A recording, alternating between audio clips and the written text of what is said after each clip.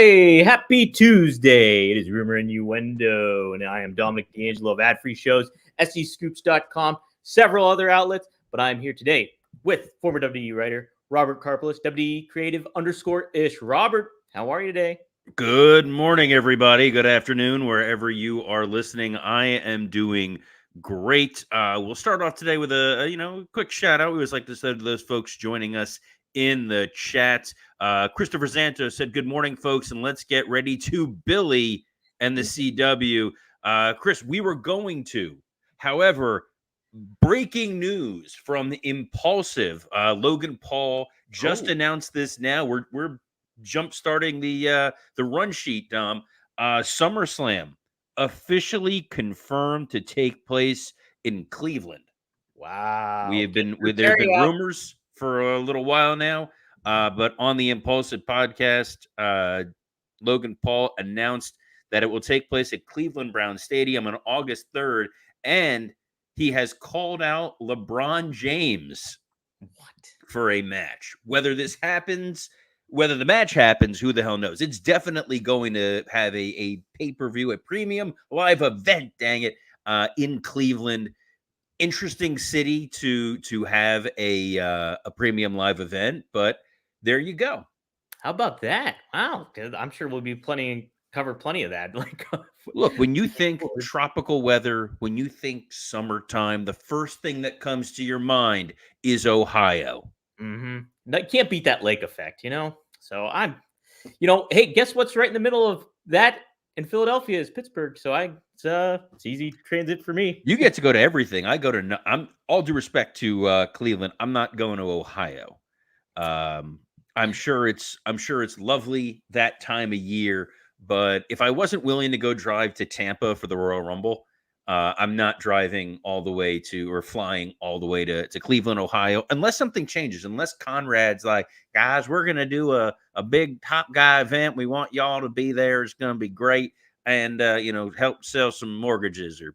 That's 80% of my conversations with Conrad. Always just ends with something about mortgages. But we're not here to talk about mortgages. We're not here to talk about Conrad. We are here to talk pro wrestling news. Dom, what do you got for us today? Yeah, we got quite the lineup, quite the diverse lineup too. To be honest, we got. Why would you lie? To be honest, I never lie. So we got, there's an AEW split of 2 stars that we're very notable with. We're going to talk that WWE lawsuit and some developments on that, or little names, so to speak. But as we should, we are starting off with WWE Raw and what happened on it. Sami Zayn is going to be your Intercontinental Championship #1 contender as he faces GUNTHER in Philadelphia. But he had to go through a gauntlet, and it was down to him and Chad Gable. And Sami Zayn ended up winning with a roll-up. Robert, what did you think of this match and the ending of it, so to speak? If you've been listening to this show since day one, if you were an OG rumor and innuendoer, I've been saying that it looked like Sami Zayn and Gunther was the path for WrestleMania all the way back at Survivor Series time when we were looking at the future of what everything held. I said that would be the ideal match. It's a good story for Sami Zayn. It's a good opportunity for the crowd to get behind him and to put a title on him. And seeing Sami as a guy who can work with just about anybody, you're continuing that narrative that the Intercontinental title is the workhorse championship. I think it looks like Drew is probably going to wind up beating Seth. So having a heel world champion, a babyface Intercontinental champion, it gives a nice balance. It gives the folks on the roster something to do. The gauntlet match itself, overall, I enjoyed it.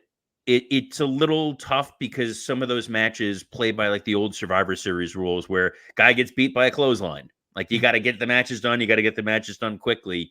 So it's tough when you have to beat 5 guys in a match. The emotional finish with Gable, with the bloody mouth and trying to make Sami tap, it was good, except from my vantage point, the audience didn't really know how to be reacting. There's part of the audience that's been on board for this whole Sami Zayn's the challenger. He was so white hot a year ago. We want to see that guy back. And then part of the audience really believed in that Chad Gable video package and this guy who's trying to fight for the honor of his child. He wants to right the wrong that happened before. They didn't know where to go. I know we brainstormed yesterday the idea of somebody taking out Gable. Went the other way, Dom. They had Bronson Reed hit the tsunami on Sami, and Sami still overcame all and is your number one contender. What did you think of the match? I really did like the last several minutes of it. That whole play of Chad Gable just not giving up on that ankle lock, and still tying him up with it and keep it in there. It's always curious to have that kind of sequence go down inside of the ring, especially in front of a big arena like that, because people are kind of curious about what is Sami doing? Is he going to tap or is he not going to tap? So from that perspective of the live crowd reaction might give a different kind of viewpoint, I guess, to it, if that makes sense. But I think it was fun. I was more on the side. I think Gable was going to win this thing because of what they did with the video package and that kind of thing. And then I could also see Sami was really hammering the fact home that he needed this championship. He needed to prove himself and come back into the mix and all that stuff. And then if the rug got pulled out from under him and something like that, we could see a good heel turn from Sami again or something like that, where you further storyline moving forward with Sami. But I'm still not disappointed with it. I think Sami's still a great competitor and will be a good one for Gunther. It is kind of interesting to kind of think if Sami does win that title, because you think if it was going to be Gunther and Brock Lesnar, I was going to assume that Gunther was going to get the win over Brock Lesnar. Now, are they going to pivot from that maybe potentially? So it's something to kind of think about too.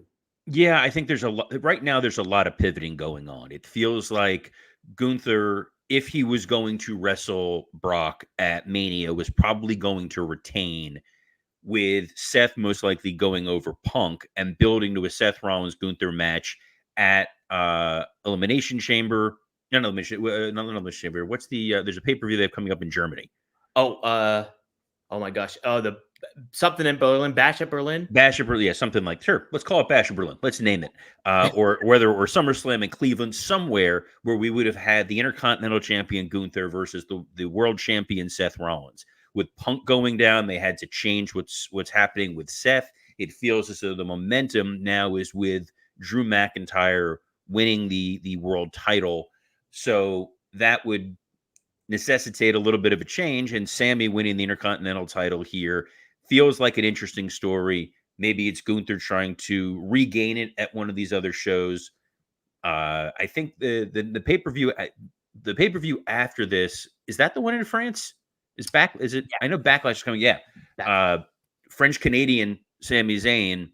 Maybe the French will embrace him. There's always a little bit of tension between the French and the French Canadians. Yes. But Sami Zayn is just a universally beloved guy. And I thought it was a really interesting touch that they mentioned that it was the start of Ramadan and that Sami had been fasting during the day, which is part of the practice of the observation of Ramadan. And it's even more interesting that they were in Houston, because when I think of athletes in Ramadan, I think of Hakeem Olajuwon.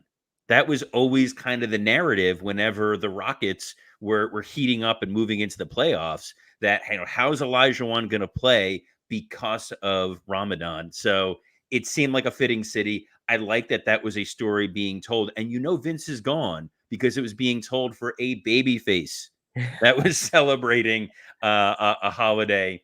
So yeah, I think he's out of the picture. But Tom, a lot of other stuff to talk about on Monday Night Raw. Absolutely. We have the announcement of a big tag team match scramble kind of coming up for and it's laying the groundwork for what we're going to see towards WrestleMania. And so it's going to have a ladder match, ultimately a big ladder match at WrestleMania. Plus, we also had the Cody interview segment I thought was really, really engaging. And the opening segment with Drew and Seth. Robert, take it for where you will. What really stood out to you for those most parts of the remainder of Raw?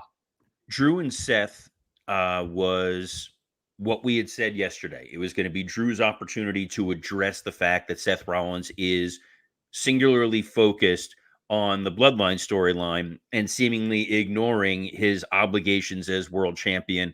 So it gave those guys a chance to kind of remind people, no, this is a match. It's important. We care about what's going to happen here.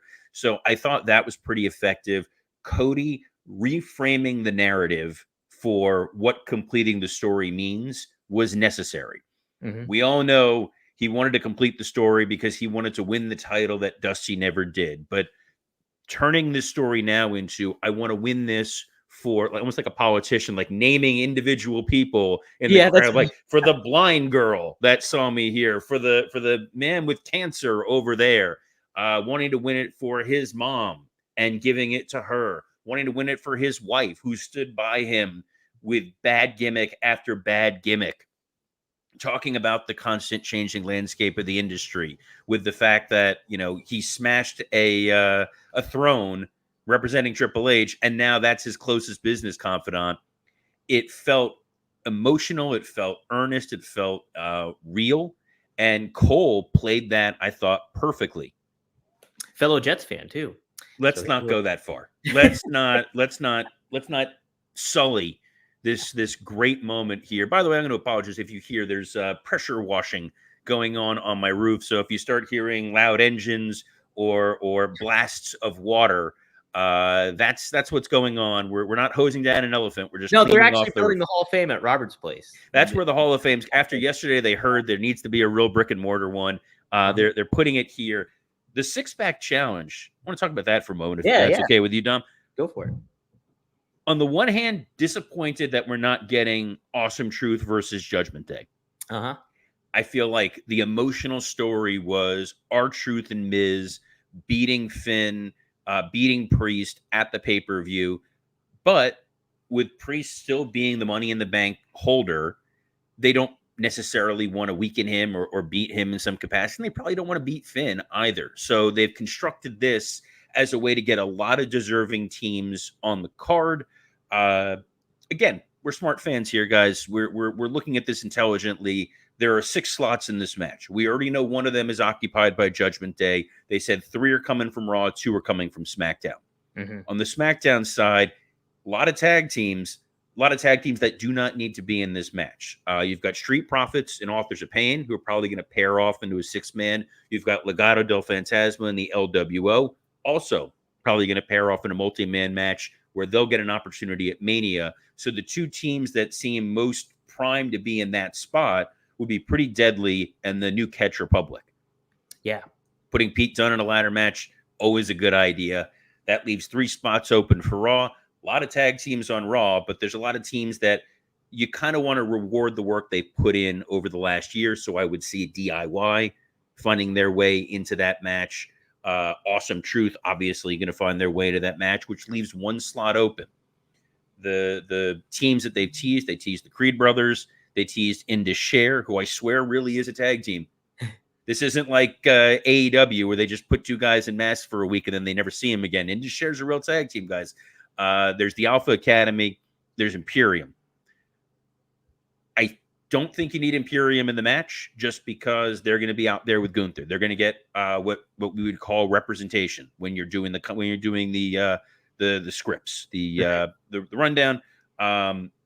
Creed brothers, they're fine for the Andre the Giant Battle Royal. Same thing with Indus Sher. I feel like you got to put New Day in this, and maybe it's because Alpha Academy loses again, and that's going to further kind of trigger Chad Gable, who failed at Raw. Now he's going to potentially fail getting an opportunity into this tag match, and maybe we're teasing a Chad Gable heel turn and not a Sami Zayn one. Yeah, there's a lot of interesting stuff set up for it. And yeah, I think with it being WrestleMania and all that stuff, and you having these teams that are viable and looking to stand out, you kind of can create some of these highlight moments that might a WrestleMania moment, so to speak, for somebody that may be unexpected, going into it, and have another, build towards another star moving forward. So it's a interesting. I like it, Robert. I do like it in comparison to, I think, just a straight up tag match and stuff like that. And yeah, I like it. And look, if you want to make a WrestleMania moment, if you want to be a part of the showcase of the Immortals, may we recommend our friends at Blue Chew. Guys, this episode is sponsored by Blue Chew. Let's talk about sex. Remember the days when you were always ready to go? Now you can increase your performance and get that extra confidence in bed. Visit BlueChew.com.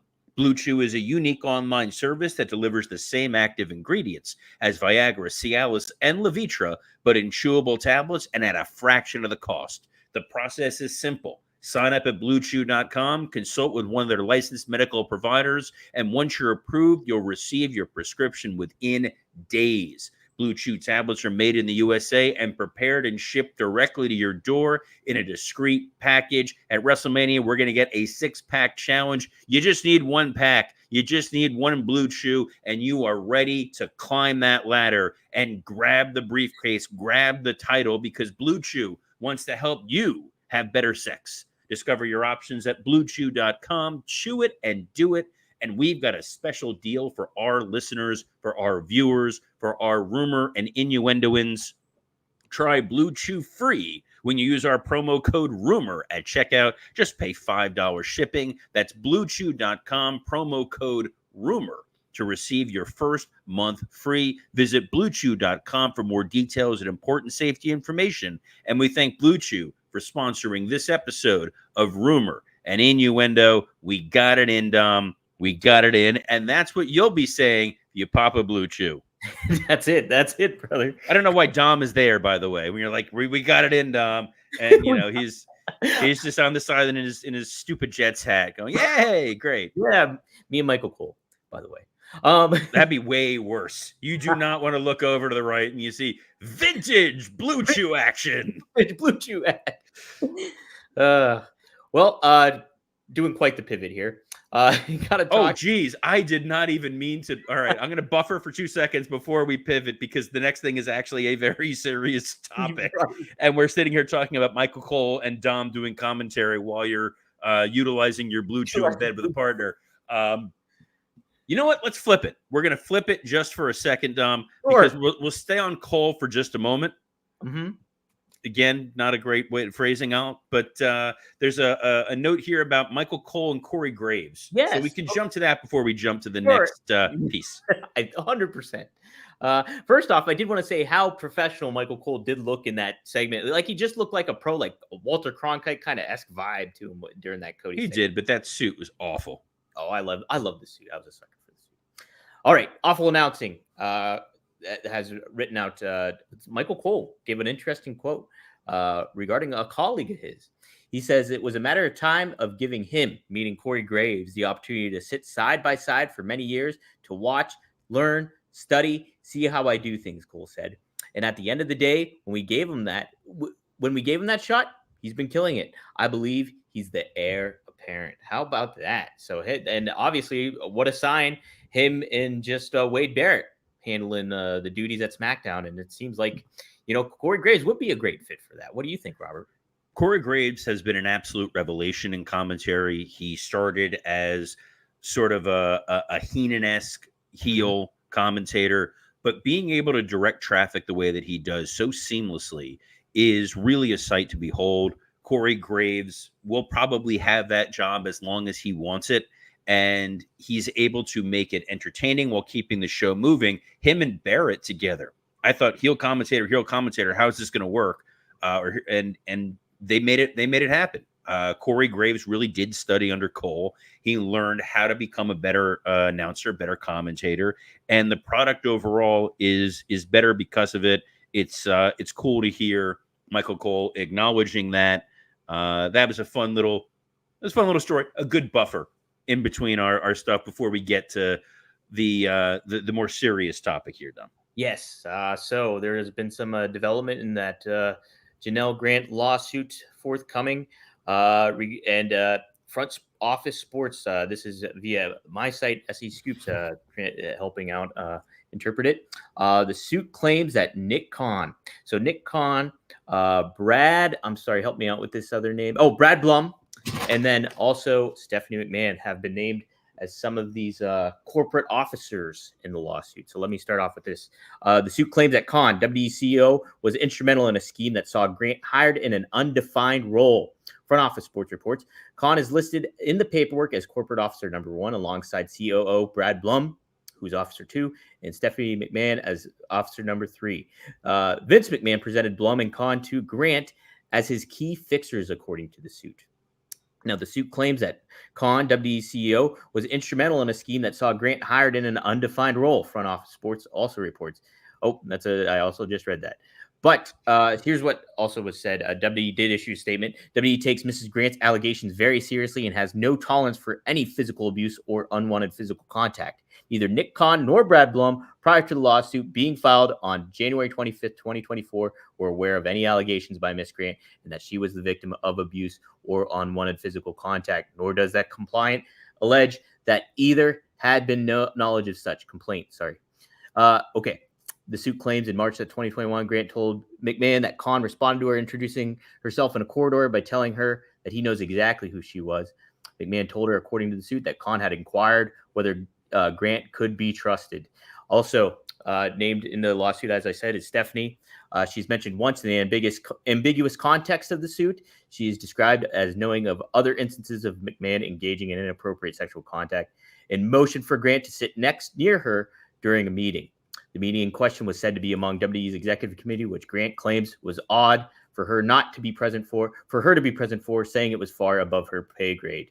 And also, let's make clear too, in the lawsuit, Blum, Khan, obviously Stephanie, none of the sexual heinous stuff has been thrown on. So yeah, this is where I'm going to put the lawyer hat on just for a second. This is just sort of his armchair lawyering, since obviously I'm not directly involved in this case and any of that. But when you look at these charges and you see what they're trying to do by naming Nick Khan, by naming Blum, by naming Stephanie, they're trying to tie the WWE company's actions to the actions of Vince McMahon. And there is a key difference. And if you read the complaint, and I have, there's a key difference between the actions of Vince McMahon, or the allegations against Vince McMahon, the actions of John Laurinaitis, the allegations against him, and what these, at that time, unnamed executives were being accused of doing. And essentially what they were theoretically accused of doing was they were told by Vince to find a job for someone. They found a job for this person. It is not at the same level of nefariousness of what Vince and Laurinaitis did. They've said that they have no knowledge whatsoever of any of the underlying complaints that Miss Grant has levied, that she was forced to engage in unwanted sexual assault or sexual activity, that she was potentially being used and bartered as currency to help procure contracts.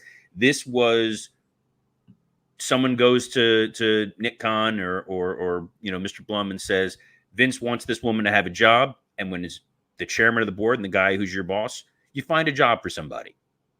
I've anyone that's worked in a corporate environment knows there are people who potentially get hired because of nepotism reasons, because of other outside purposes. And they're said, hire this person.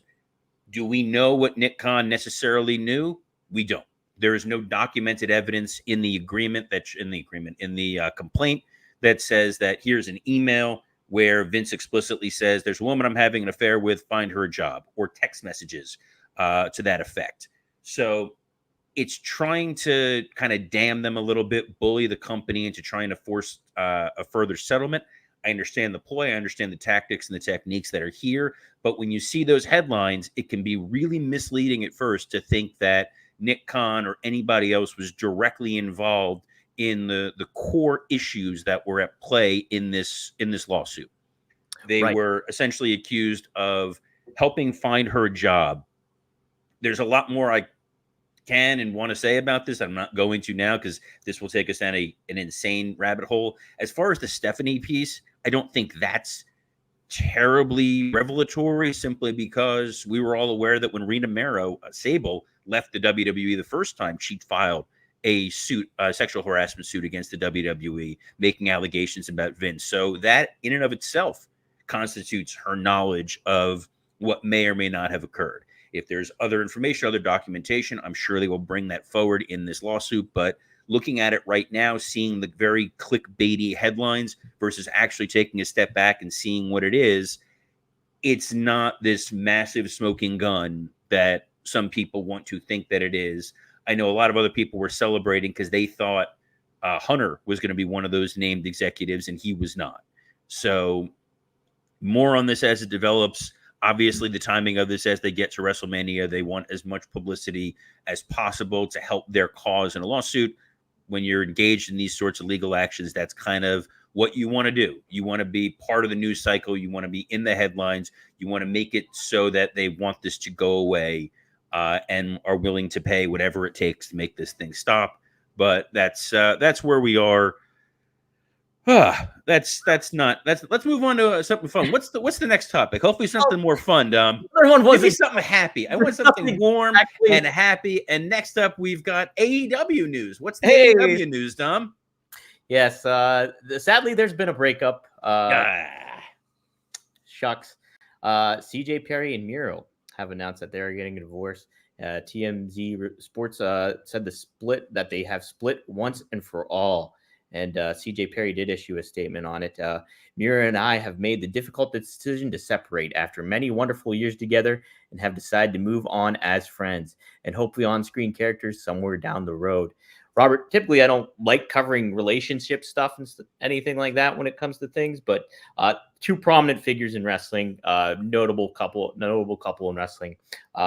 Yeah, I mean, hey, life on the road is tough. And if you're in separate companies, if you're doing different things, you can naturally fall apart in certain ways or feel separated from one another. Well, they are part of the same company since they're both in AEW, but both of them also sort of have that commonality of not being used very well by AEW when they were there. So it's unfortunate. It seems based on, CJ's social media posts over the years that it has been a little bit of volatility within that relationship. It's unfortunate that it's ending, but sometimes these things happen, and hopefully they both find a path forward to what it is that will make them happy. I know Miro has also been sidelined with his injuries. CJ with their finger injury, which was quite serious. We've talked about that here before. And they've said they're open to continuing to work together. So there is the possibility that this could be a Savage Elizabeth situation for a while where on screen they're still able to interact, even though privately they are no longer married. But it is what it is. Yeah. Yep. True. It's yeah.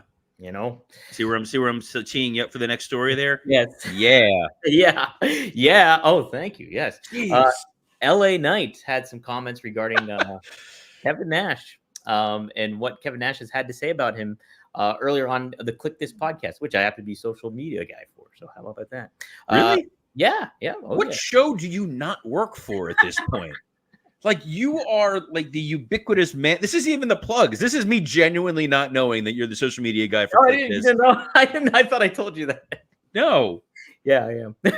Why is it you got, so let me get, so you're doing the social media work for R, doing the social media work for Click This. You got Rob Van Dam, you got Magnum TA, you got Greg Gagne, and I'm the one booking the guests. Right. I'm the one reaching out to my Rolodex and saying, like, this Friday we got Dan St. Germain on. We're gonna have Blue Meanie coming up in a couple of weeks. Dom holding back all of his people, a gatekeeper. What did LA Knight have to say about the brilliant Kevin Nash? Sure. So he said, he was flat out on a grill position interview. He said, no, I've had conversations with his friends. So regarding Kevin about it, and they've all been like, don't listen to this stuff. Whatever. I'm going to do what I work. What am I going to do? Worry about that? In a certain sense, there is one part of me that's like, if this guy wants to take food off my table, that's cool. It's a piece of a shit move, I'll just say, but that's cool. Wow, I like you tried to censor yourself and then still went through with it. It's a piece of S, and then you just blurted it out. But that's cool. At the same time, why am I going to bother thinking too much about it? We've talked about LA Knight plenty of times on here, Robert, and you've expressed thoughts on him. I've expressed some thoughts on him too. What do you think of those comments? And Kevin Nash given his blunt input about LA Knight over the past, it's been several episodes on Click This. He's done that. We're not dumb. We all know who Kevin Nash's good, close, personal friends are. Mm-hmm. And it's kind of in the name of his show. So when you hear Kevin Nash bagging on LA Knight and criticizing what he's seeing with LA Knight, you know that that's also probably being privately discussed or at least messaged to Triple H and Shawn Michaels, who do hold some sway in that company, Dom. They have a little bit of a say there. So this is LA Knight kind of strike back and make it aware, like, hey, I'm aware of what you guys are probably hearing. This is ridiculous. It's beneath anybody. Nash has been in the business a long time. He's allowed to proffer his opinion. I don't think his opinions are necessarily overly controversial. Like, a lot of people have looked at LA Knight and said this guy he's outkicked his coverage, but he has not really demonstrated that he is a top tier main event superstar.